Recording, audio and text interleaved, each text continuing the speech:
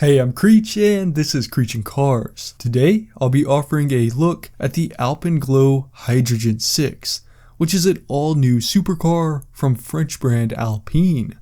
Since many of you may not be familiar with Alpine, here's a quick overview. This is a classic French marquee that spans back 70 years.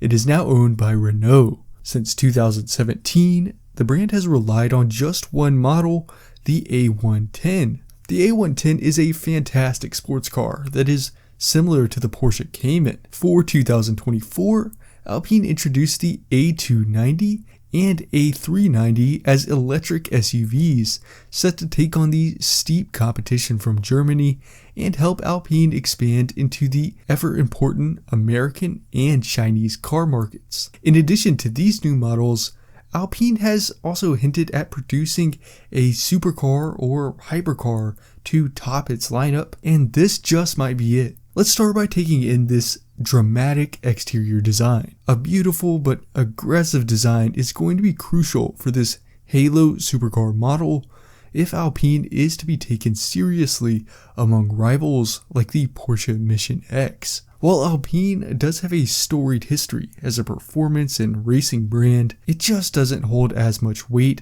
as Italian brands or Porsche, which is Alpine's main target for this expansionary period. Overall, I really like what Alpine has done here. The cabin sits very far forward and it's almost right on that front axle. The front end comes to a sharp pointed nose, and there's a flat splitter to guide oncoming air around the cabin and through the wheels to help cool the brakes. This front end is just one area of the car where you can really see the effort that was put into the aerodynamics of this vehicle. Also up front, there's this really cool splattering headlight design, and this same design is also found on the wheel spokes. The body lines on the side of the car help guide air through the rear side air curts to cool those rear brakes as well. And around back, there is a nice combination of a wing and a diffuser. The wing is clear, but it has Alpine written across it.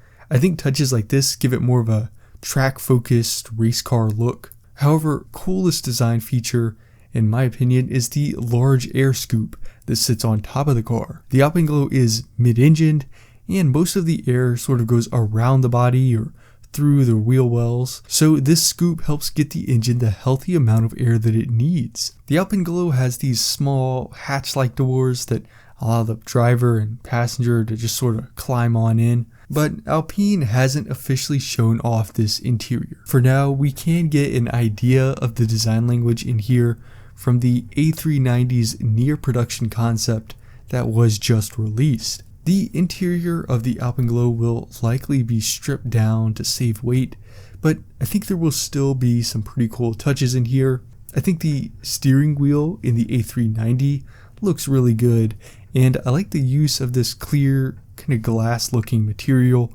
throughout the interior. In the Alpenglow, this would mirror that clear wing on the outside, so that would be a really cool way to sort of tie the interior and exterior designs together. One more thing about the interior of the Alpenglow is that I think Alpine will use this integrated seat design that is seen just with the back seats in the A390, but up here with these two front seats, I think integrating them into the cabin not only looks cool, but it can also save weight, which is always an important consideration with a high performance vehicle like this. Speaking of performance, let's dig into the details on the Alpenglow. With Alpine implementing fully electric powertrains in its newest SUV models, you'd probably think that the Alpenglow would be electrified, but it is powered entirely by an internal combustion engine. However, this engine runs on hydrogen instead of gas. Like I said earlier, the Alpenglow makes use of a scoop on the roof to draw air back to the engine. This engine is a 3.5 liter V6 that draws on hydrogen that's stored in 3 separate tanks. These tanks are spread around sort of the back area for even weight distribution. Even though it's sort of a smaller V6, this engine is able to pump out 730 horsepower and 570 pound-feet of torque, while it revs all the way up to 9,000 RPM. Because this engine runs on hydrogen, it only emits water vapor, and the exhaust is actually integrated into those thin upright taillights. All the power goes to the rear wheels via an X-Track sequential transmission. The Alpenglow rides on the LMP3 chassis, which is made entirely from carbon fiber. So while no official weight has been given yet, the Alpenglow is shaping up to be a really light vehicle. And Alpine hasn't given a top speed, but they've said that this chassis is designed to go up to 205 miles per hour, so there's a hint right there. And while this is technically just a concept for now, the good news is that Alpine says it will produce a hypercar in the near future to serve as the brand's flagship model going forward. The bad news is this production model will probably scrap the hydrogen engine in favor of a fully electric powertrain. But just the fact that they've gone through the effort of developing this concept shows that there is some hope for a hydrogen-powered supercar in the future. So with all that information, here are my final thoughts on the Alpenglow. Alpine is taking a huge leap in this new era with electric SUVs that are designed to appeal to a more mainstream audience. While many enthusiasts don't like this sort of change, the reality is Alpine can no longer justify its own existence with just one sports car in the lineup, no matter how good that one car is. While these new SUV models need to stand out in their own right, it will be important to have some sort of halo model or flagship, whatever you want to call it, that is a high-performance car. This is the exact blueprint that Porsche has been following for the 21st century, and I think Alpine intends to copy that formula and take on Porsche directly.